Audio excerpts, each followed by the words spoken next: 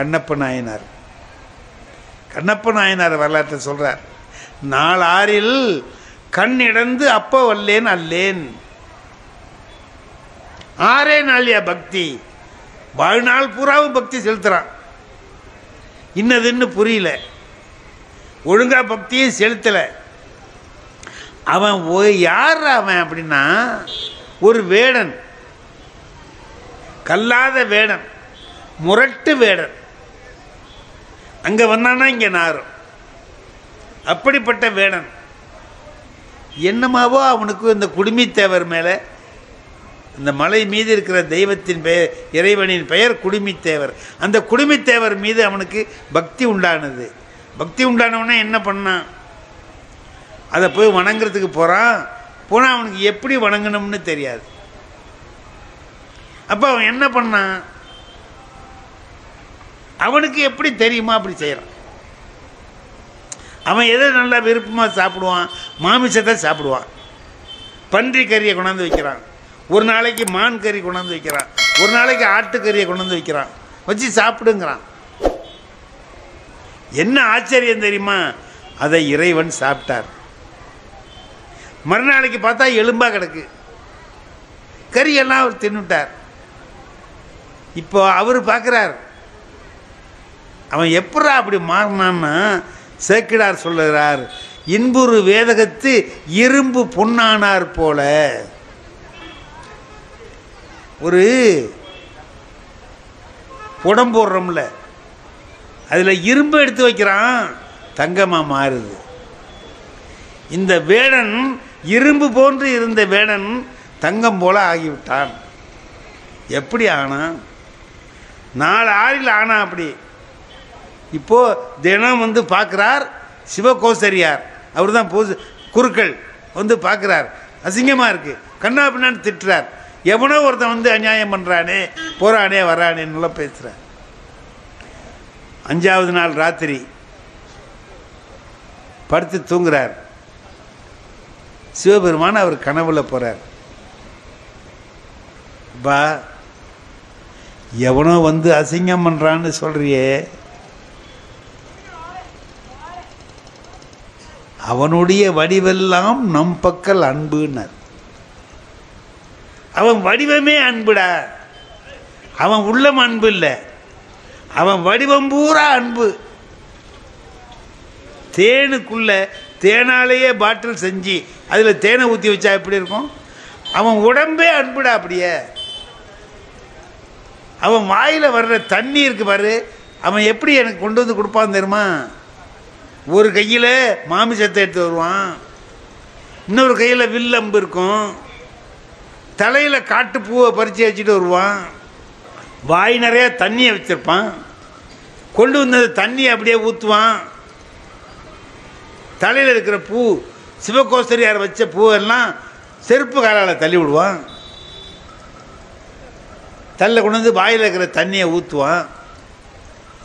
தலையில் வச்சுருக்கிற காட்டு பூவை எடுத்து வைப்பான். அது வைக்கிற பூவா வைக்காத பூவானெல்லாம் நினைக்க மாட்டான், கொண்டு வந்து வைப்பான். இதை வச்சு தின்னும்மா, நான் திங்கிறேன். நீ நினைப்ப இது மாதிரிலாம் செய்கிறானே, வாயிலேருந்து தண்ணியை ஊற்றுறானேன்னு கேட்ப. நீ புனித ஆற்றிலேருந்து கொண்டு வந்து ஊற்றுற பார் தண்ணி, அதை விட அவன் வாயிலிருந்து ஊற்றுகிற நீர் புனிதமானது. யார் சொல்கிறா, சிவபெருமான் சொல்கிறார். அவன் அந்த தின்ன அப்படின்னு சொல்கிறான் பாரு, நீ சொல்கிற மந்திரத்தை விட உயர்ந்தது. அவனுடைய அன்பு நான் துய்த்து மகிழக்கூடிய அன்பு அப்படின்லாம் சொல்கிறார். அவன் எவ்வளவு அன்பு உள்ளவன்கிறத நாளை நீ ஒளிந்திருந்து பார். என்ன செஞ்சான், மறுநாளைக்கு ஒரு காரியம் செய்கிறான். இங்கேருந்து வர்றான், கையில் கறியை எடுத்துக்கிட்டு அதை எடுத்துக்கிட்டு இப்படி வர்றான். வழக்கப்படி கண்ணிலிருந்து ரத்தம் ஊற்றுது, வலது கண்ணிலிருந்து ரத்தம் வழியுது. இவனுக்கு என்ன செய்கிறேன்னு தெரில. என்ன இப்படி வருதே, ஓடி போய் பச்சையில் அது இதை பறித்து கொண்டாந்து புளிஞ்சி ஊற்றுறான். இன்னும் நிற்கலை. டக்குன்னு அவனுக்கு ஒரு நினப்பு வருது, ஊனுக்கு ஊன், ஊனுக்கு ஊன். ஒரு இடத்துல சதை கிழிஞ்சு போச்சுன்னா வேறு இடத்துலேருந்து சதையை எடுத்து அந்த இடத்துல வைக்கலாம் அப்படிங்கிறது அவங்களுக்கு வேடர்களுக்கு தெரிஞ்ச ஒரு வைத்தியம். ஊனுக்குன்னா அந்த ஊனுக்கு நம்ம ஊனை வச்சா சரியாக போயிடும் இல்லையா? ஆமாம். அப்போ அவர் கண்ணில் ரத்தம் வருது, அதானே நம்ம கண்ணை எடுத்து வச்சா சரியாக போயிடுமே. இப்போ என்ன பண்ணான்? எடுத்தான், அம்பால கண்ணை பிடுங்கினா, கொண்டு போய் வச்சான். அதுக்கு பிறகு தான் ரத்தம் நின்றுச்சு. ஆஹா, என்ன அருமையான காரியம் நான் செஞ்சிட்டேன் தெரியுமா? என் பெருமானுக்கு வழிந்த ரத்தத்தை நான் நிறுத்திவிட்டேன் அப்படின்னு கூத்து ஆடுறான். ஆடும்போதே பார்க்குறான், அடுத்த கண்ணில் ரத்தம் வருது, இடக்கண்ணில் ரத்தம் வருது. பார்த்தா என்னடா இந்த கண்ணில் வருது? இப்போ அவன் பயப்படவே இல்லை. அவன் ஒன்று சொல்கிறான், மருந்து கை கண்டேன் மற்றதனுக்கு அஞ்சேன்னா. எனக்கு தான் மருந்து தெரியுமே, ஏன் பயம்? என்ன கண்ணை வச்சா நின்றுன்னு தெரிஞ்சு போச்சான் அவருக்கு. நம்மகிட்ட தான் இன்னொரு கண்ணு இருக்குல்ல, அதை எடுத்து வச்சுட்டு போகிறோம். என்ன பெரிய அன்பு இருந்தால் சொல்ல முடியும். ஒரு கண்ணு போயிட்டு இன்னொரு கண்ணை வச்சா நின்று போயிடும் அப்படிங்கிறதுக்கு இப்போ அன்பு பேத்து வைக்கலாம்னு நினைக்கிறதுக்கு முந்தி அவன் நினைக்கிறான், இப்போ ஒரு கண்ணு இருந்தது, நம்ம கண்ணை பிடுங்கி அதில் வச்சிட்டோம், இன்னொரு கண்ணை பிடுங்கிட்டோம்னா வைக்க முடியாதே, எங்கே இருக்குன்னு தெரியாது, அடையாளம் வேணும்ல. அப்போ என்ன செய்வோம்? நம்ம காலை எடுத்து அதில் அடையாளத்துக்கு வச்சுக்குவோம் அப்படின்னு செருப்பு காலை தூக்கி கண்ணில் அடையாளத்துக்கு வச்சுக்கிட்டு நோண்ட போகிறான். இப்போ என்ன ஆச்சு? கை ஒரு கை பிடிச்சிது சிவபெருமான் கையால். இதையெல்லாம் சிவகோசரியார் பார்த்துக்கிட்டு இருக்கிறார். ஒளிஞ்சு நின்று, மரத்தில் ஒளிஞ்சு நின்று பார்க்குறார். ஒரு நாள் கூட இவரை சிவபெருமான் தொட்டதில்லை. சிவகோசரியாருடைய பூசை எப்படிப்பட்டது? ஆகம விதிப்படி பூஜை செய்கிறார். என்ன மந்திரம் சொல்லணுமோ மந்திரம் சொல்கிறார். தண்ணியை எப்படி குடத்தில் கொண்டு வரணுமோ கொண்டு வர்றார். பொன்முகலி ஆற்றில் இருந்து குடத்தை நன்றாக விளக்கி தூய்மை செய்து அதிலிருந்து கொண்டு வர்றார். என்ன ஆகாரத்தை எப்படி நேம நிஷ்டையோடு செய்யணுமோ அப்படி செஞ்சு கொண்டாந்து படைக்கிறார். இவ்வளவு படைத்தேன், என்ன ஒரு நாள் கூட சிவபெருமான் என் கையை பிடிச்சதில்லை. இவன் கறியை கொண்டு போய் வைக்கிறான், வாயில் தண்ணி கொண்டாந்து ஊற்றுறான், தலையில் பூவை வச்சுட்டு விடுறான். ஏதாவது முறை தெரியுதா இவனுக்கு? தெரியாமலே இப்படிலாம் செய்கிறான். ஆனால் சிவபெருமான் அவனை கையால் பிடிக்கிறார். அவர் கை இங்கே பட்டுது. படும்போது என்ன சொல்லிட்டு செய்கிறார்? நெல்லு கண்ணப்ப, நெல்லு கண்ணப்ப. எப்படி பரஞ்சோதி சிறு தொண்டர் ஆனாரோ அதுமாரி திண்ணன் என்ற பெயருடைய வேடன் கண்ணப்பன் ஆயிட்டான். கண்ணை எடுத்து அப்பியதனாலே அவன் கண்ணப்பன். யார் சொல்றா கண்ணப்பன்கிற பேரு? சிவபெருமானே சொல்றார். கலைமலிந்த சீர் நம்பி கண்ணப்பருக்கு அடியேன் சேர்க்கிறார் சுந்தரமூர்த்தி சுவாமிகள் திருத்தொண்டர் தொகையில் சொல்கிறார். எதுக்கு சொல்கிறேன்? நல்லா இதில் என்ன தெரியுது இதில்ன்னு கேட்டிங்கன்னா, 2 வகையான பூஜை இருக்குது. ஆகம ரீதியான பூஜை ஒன்று, அன்பு வயப்பட்ட பூஜை ஒன்று. அன்பு வயப்பட்ட பூஜைக்கு இதுதான் செய்யணும், இது செய்யக்கூடாதுங்கிற வரைமுறைகள்லாம் கிடையாது. எதை வேணாலும் செய்யலாம். ஒரே ஒரு வரையறை தான், அன்பு இருக்கா இல்லையா. அன்பு இருந்தால் அதை செய்யலாம். இப்போது அபு பென் ஆடம்னு ஒரு இங்கிலீஷ் கதை எங்களுக்கு வந்துச்சு அந்த காலத்தில் நாங்கள் படிக்கிற போது. அபு பென் ஆடம்னு ஒருத்தன் இருக்கிறான். அவன் சின்ன பையன், எல்லாருக்கும் உதவி செய்வான். ஏதாவது சாமான் வாங்கணும்னா உடனே ஓடி போய் வாங்கிட்டு கொடுப்பான். யாராவது பார்வை இல்லாதவங்க நின்றுக்கிட்டு இருந்தாங்கன்னா அவங்கள எங்கே கொண்டு விடணுமோ கொண்டு போய் விடுவான். இப்போ எழுத தெரியாத பிள்ளைகளுக்கு எழுத கற்றுக் கொடுப்பான். இது சின்ன சின்ன உதவிகள் அவனால் முடிஞ்சதெல்லாம் செஞ்சுக்கிட்டே இருப்பான்.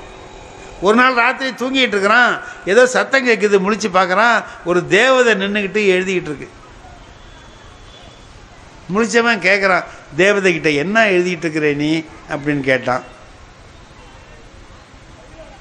கடவுள் பக்தி ரொம்ப உள்ளவங்க யார் யார் அப்படின்னு நான் ஒரு பட்டியல் தயாரிக்கிறேன், லிஸ்ட் எடுத்துக்கிட்டு இருக்கிறேன். கடவுள் பக்தி உள்ளவங்க யார் யார் இந்த ஊரில் இருக்காங்கன்னு லிஸ்ட் எடுக்கிறேன். என் பேர் இருக்கான்னு கேட்குறான் அபு பென் ஆடம். என் பேர் இருக்கா பார்த்துது. இல்லையப்பா உன் பேர் இல்லை. இப்போ கடவுள் பக்தி எனக்கு இல்லைன்னு அர்த்தமா? என்ன இப்படி சொல்லிட்டே நீ? சரி போ விட்டுட்டான். மறுநாள் தூங்கிட்டு இருக்கிற போது சத்தம் கேட்குறது எழுதிச்சு பார்க்குறான். வேறு ஒரு தேவதை இதே மாதிரி எழுதிக்கிட்டு இருக்கு. நீ என்ன எழுதுறேன்னு கேட்டான். கடவுள் யார் யார் மேலே அன்பு வச்சிருக்காருன்னு லிஸ்ட் எடுக்கிறேன். நேத்தி யார் யாரெல்லாம் கடவுள் மேலே பக்தியாக இருக்கிறாங்கன்னு லிஸ்ட்டு. இன்னைக்கு கடவுள் யாருக்கிட்ட பக்தியாக இருக்கிறார் லிஸ்ட் எடுத்துகிட்டு இருக்கேன்னா. என் பேர் இருக்கான்னா உன் பேர் தான் முதல் பேராக இருக்குன்னு. உன் பேர் தான் முதல் பேர். நீ எப்போ மனிதர்களுக்கு சேவை செய்கிறியோ அப்போ கடவுள் உன்கிட்ட பக்தியாக இருக்கான். கடவுள்கிட்ட பக்தியாக இருக்கிறத விட திருமூலர் அதை சொல்கிறார் பார்த்தீங்களா, படமாடும் கோயில் பகவர்க்கு ஒன்று ஈயின், நடமாடும் கோயில் நம்பர்க்கு அங்கு ஆகா. நடமாடும் கோயில் நம்பர்க்கு ஒன்று ஈயின், படமாடும் கோயில் பகவர்க்கு அங்கு அது ஆமே. நீ எல்லா மனிதர்களுக்கும் எப்போ உதவி செய்கிறியோ அப்போ கடவுள் உன்னை நோக்கி வருவான். ஒரு டால்ஸ்டாயினுடைய ஒரு கதை இருக்குங்க, அதை மட்டும் சொல்லி நான் முடிச்சுடுறேன். என்ன பக்தி என்பது என்னங்கிறத அவர் சொல்கிறார். நாளைக்கு கிறிஸ்மஸ், நாளைக்கு காலையில், இன்னைக்கு ராத்திரி கிறிஸ்மஸ், காலையில் கொண்டாடுவாங்க எல்லோரும். ஒரு பெரிய பணக்காரர் நின்றுக்கிட்டு, கடவுளே என் வீட்டுக்கு நீ எழுந்தருள மாட்டாயா, வரமாட்டியா அப்படி அப்படின்னு சொல்லிட்டு ரொம்ப பக்தியோட உருகிறார். அதே மாதிரி ஒரு பெரிய ப்ரொஃபஸர், பேராசிரியர், ரொம்ப படித்தவர், அறிவாளி, அவரும் கூப்பிட்றார், வா என் வீட்டை நோக்கி வரமாட்டாயா, பரமண்டலத்தில் இருக்கிற பிதாவே அப்படி இப்படின்னார். கடவுள் பார்த்தார், உன்னெல்லாம் கூப்பிட்டுக்கிட்டே இருக்கிறானுவ, போவோமே, சும்மா இங்கே இருக்கிறத போயிட்டு தான் வருவோமே. ராத்திரி 12 மணி, அது ரஷ்யாவில் எப்படி இருக்கும், குளிர் தாங்க முடியல, எங்கே பார்த்தாலும் பனிக்கட்டியாக இருக்கு. இவர் நல்ல உடை கூட இல்லை, போகிறார். அந்த பணக்காரன் கூப்பிட்டான் பாருங்க, அவன் வீட்டில் போய் பங்களாவில் போய் கதவை தட்டினார்.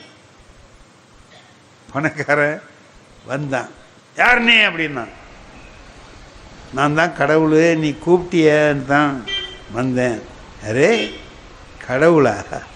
லே திருடுறதுக்கு பார்க்குறீங்களா, ஊடு புந்து திருடலான்னு பார்க்குறியா, போலீஸில் சொல்லி கொண்டு போயிடுவேன், ஓடி போயிடுவிட்டான். கடவுள் நினைக்கிறார், இந்த கூப்பிட்றானேன்னு வந்தால் விரட்டுறான். சரிவா, அறிவாளிகிட்ட போனார், அவர் பெரிய அறிவாளி, அவர் வீட்டில் கதவு தட்டினார். அவன் வந்தான், யார் நீ? என்ன, நான் தான் கடவுள் வந்திருக்கேன்னார். இந்த மாதிரி எத்தனை பேர் கிளம்பியிருக்கீங்க என்ன ஊரை ஏமாத்துறதுக்கு? ஓடி போய்டு அப்படின்னா, கூப்பிட்றானுவோ, வந்தாக்கா விரட்டுறானுவோ. சரி போட்டு போகிறார். எங்கேயோ ஒரு வெளிச்சம் தெரியுது, இதில் குளிர் இருக்குது, கடுமையான குளிர், பனி கொட்டுது. இவர் இங்கேருந்து போய் பார்த்தா அங்கே ஒரு குடிசை வீடு, அங்கே ஒரு சிம்னி விளக்கு வச்சுருக்கு, அதுதான் எரியுது தெரியுது. சரி போய் கதவை தட்டுவோம் அங்கே அப்படின்னு போய் கதவுல போய் கையை வைக்கிறாரு, தடாக திறந்துக்கிட்டுது, படல் திறந்துக்கிட்டுது. பார்த்தா உள்ளே ஒருத்தன் உட்காந்துட்டு செருப்பு தைச்சிக்கிட்டு இருக்கான். எப்போ? ராத்திரி 1 மணிக்கு. பார்த்த உடனே, யோ உள்ளே வா அப்படின்னா, வெளியில் பனி கொட்டுது, நிற்காத, உள்ளே சில்லுன்னு காற்று வருது, கதவை சாத்திட்டு உள்ளே வந்து உட்காருன்னா. அவன்லாம் ஓடி போயிடுன்னா, இவன் உள்ளே வாங்குறான். போன உடனே, ஏயா இந்த குளூரில் எப்படி நீ இந்த நடு ராத்திரியில் கிளம்பி வந்த? சரி அந்த தோல் மேலே உட்கார், குளிராமல் இருக்கும், தோல்லாம் வெட்டி போட்டிருக்கேன் பார், அது மேலே உட்கார் அப்படின்னா. அது உட்கார்ந்தார். நான் யார் தெரியுமான்னார். உட்காரியா, யார் தெரியுமாங்கிற, குளூரில் வந்து கிடக்கிற இரு. மனைவியை கூப்பிட்டான். இந்த குளூரில், விரைச்சி போகிற குளூரில் இந்த ஆள் எப்படி நடந்து வந்தார்னே தெரியல, நல்லா சூடாக டீ போட்டு கொண்டா, எனக்கும் கொண்டா அவருக்கும் கொண்டா, 2 பேரும் சாப்பிட்றோம் அப்படின்ட்டு டீ வாங்கி கொடுத்து, டீயை குடின்னான். கடவுளை டீ கடவுளை குடிக்கிறார், கடவுள் டீயை குடிக்கிறார். நல்ல சூடாக குடித்தார்.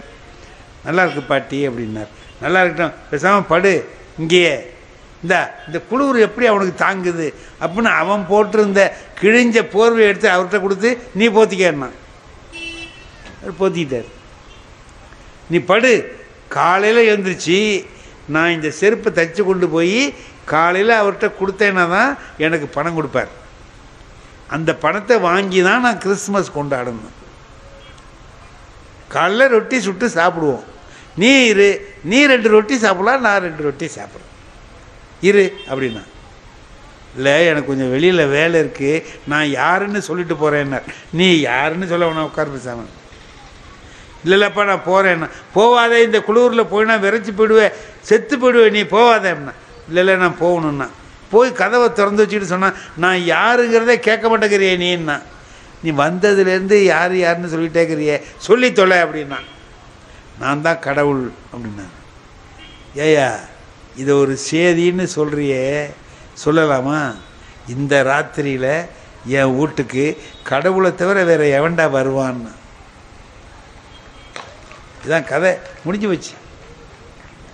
இந்த ராத்திரியில் இந்த குளிரில் என் வீட்டு டீயை குடிக்கிறதுக்கு கடவுளை தவிர வேறு எவனால் வர முடியும்னு கேட்டான். டால்ஸ்டாய் எளிமையில் தான் இறைவனை பார்க்க முடியும்னு, எளிமையில் தான் இறைவனை பார்க்க முடியும். அதை அந்த எளிமையில் இறைவனை கண்ட காட்சியை காட்டி பட்டினத்தார் சொல்லுகிறார், நாளாரில் கண்ணிடந்து அப்ப வல்லேன் அல்லேன், ஆளாவது எப்படியோ காலத்தி அப்பருக்கே என்று முடிக்கிறார்.